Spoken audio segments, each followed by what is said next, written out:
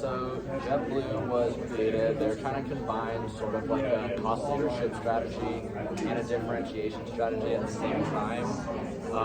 So they do this by like only flying one type of plane point to point to reduce cost, but then they also offer some premium features like in-flight entertainment, leather seats, stuff like that. And so it kind of leaves them in this middle ground between like their operation cost is too high to compete with like the budget airlines like Spirit and Frontier, but they're not quite fancy enough to be considered like a premium airline, and they don't have all like the premium offerings.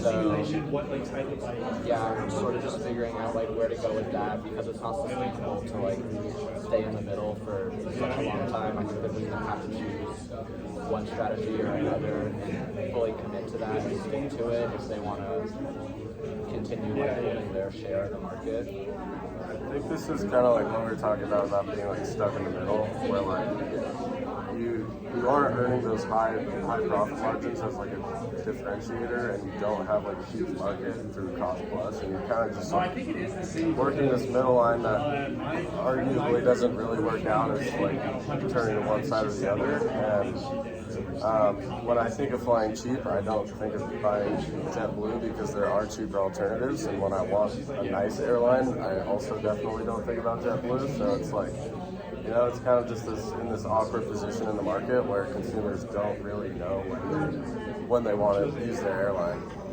It's kind of like a lose-lose. It's not like a give it to most of it just seems like if you're Japanese trying to, like optimize its operations to maintain low costs, then like certain consumers are going to identify with that, and then if they're like, okay, I'm going to have this really expensive thing on board, it just doesn't work out if you're attracting a certain market, and they're really, for the most part, I believe, like trying to have this competitive pricing, attracting these price-sensitive travelers, and they're not going to spend more like they're going to spend on like United or Delta, and so they're already positioning themselves in a way that is more or less putting them in a spot, but it's like they're trying to do more, but it's costing them more. I agree. These first two questions, it says what elements fit a cost leadership and what elements fit a differentiation strategy. You can't have both at the same time. It's pretty much what that's posed for.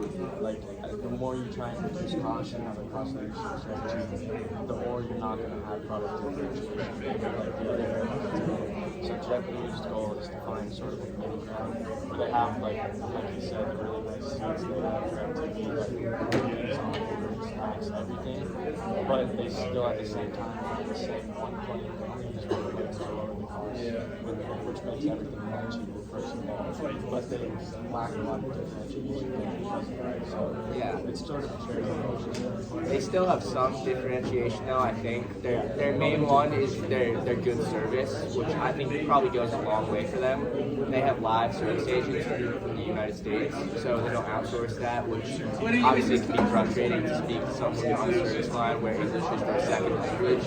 So I think in terms of that definitely does go a long way for them, but I think in almost every other way, they pursue a cost leadership strategy with their one style of playing locally and their hub spoke system. So that definitely works out for them, but they don't stand out very much. The only reason you would book yourself on JetBlue is if it's the cheapest option you have to.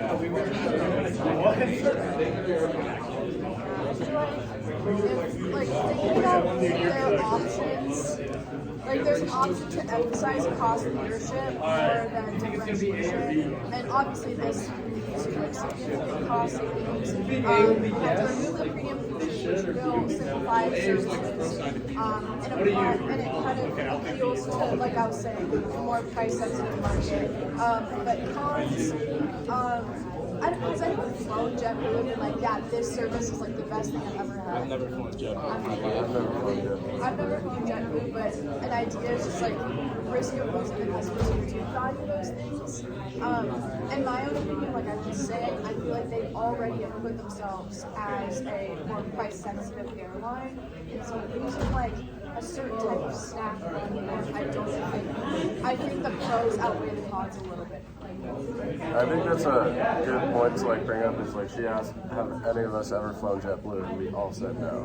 You know, like I think I have once. yeah, like Maybe. see exactly like maybe once, but like I've flown budget airlines and I've flown United and Delta. You know, so it's I don't really look at the middle ground. Yeah. So Yeah. I wouldn't think to look at JetBlue. I'm either trying to fly cheap or I'm trying to go somewhere, have a good time, fly nice. yeah. Yeah, exactly. So it's like they should pick Yeah, one. yeah, they should pick one instead of trying to be different. That's what they lose from trying to be different. Is nobody's even looking at that. And honestly, I think they're in a position where it won't be super difficult to pick one because they can always just like cut costs, you know, like it sounds bad, but like pay their workers less, which will reduce their service and become a budget airline, or you know, invest in their planes and you know in their entire business model and become a differentiator. So I think they're in the. It's much harder for a cost plus strategy to go to a differentiation strategy. But if you're in the middle, you kind of don't have to work as hard to move to each side. So I think it's certainly possible for them to like succeed and become more profitable. But as of right now, I don't think this business structure is optimal. Does anyone have any opinion on like, or an idea of like how they can invest in the differentiation versus cost efficiency? Yeah, if they build on its strong brand identity of offering us a superior flying experience at competitive prices, and have a unique mix of comfort and value, and has to set apart from the budget like superior. And also by expanding its first class options, increasing routes, and enhancing its flight amenities, it can attract high-paying customers and build long-term loyalty, because right now they're not really appealing strongly to their budget conscious or premium customers. So it's weird to like go in a competitive position inconsistently financially. I think overall the airline industry is just too settled. There's too many giants and big whales in the airline industry. I don't think you can actually penetrate everyone. Yeah. So I think where they are right now is probably the best thing they're going to get to. I don't think they could penetrate the cost plus style. I also don't think they can penetrate the higher end markets. I just don't think that's feasible because they're a little too late to do. Yeah, the only reason I do think they would be able to pull it off is that they're already an established airline. Like, to start from scratch and have no planes, no pilots, no nothing, that costs way more money than already having like a foundation and being able to fully switch your strategy one way or another. It's going to be expensive either way to switch the strategy, but I think in the long run it's necessary to stick to one or the other and build a more solid position within the industry and move on from that, and to just hold that middle ground forever and not have like that.